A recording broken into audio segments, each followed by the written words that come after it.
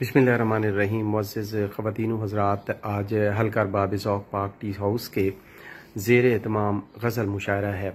आज के हमारे इस मुशायरे की सदारत फरमा रहे हैं बैनुल अक़वामी शोहरत याफ्ता शायर जनाब इफ्तिख़ार आरिफ साहब, और हमारे मेहमान ख़ुसूसी हैं जनाब इज़हारुल हक़ साहब।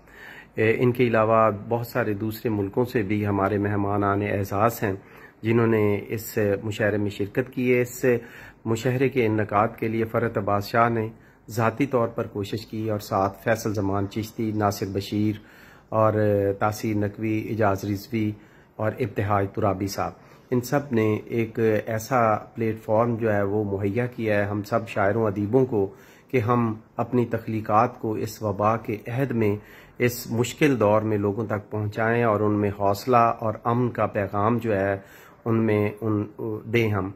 और इसके साथ साथ ये भी एक अहम बात है कि जो तख्लीक़ात और जो शायर का और अदीब का जो ज़िम्मेदारी है, जो फ़र्ज़ है कि हर मुश्किल दौर में अपने लेवल पे कंट्रीब्यूट करना, इनकलाब हो और या वबा का दौर हो या कोई मुआशी और माशरती बहरान हो, तो शायरों अदीबों ने हमेशा अपना रोल अदा किया है। और ये अहद गवाह रहेगा कि इस अहद में भी जिस तरह और जिन हालात में भी शायर अदीब इस वक्त हैं, उन्होंने अपने हिस्से का फ़र्ज़ अदा किया है।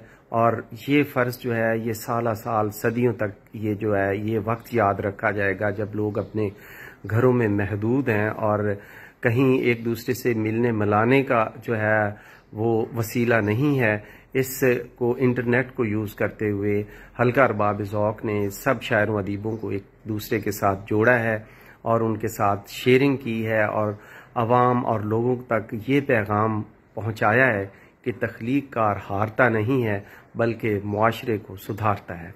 बहुत शुक्रिया आप सबकी शिरकत का। आइए शायरी सुनते हैं।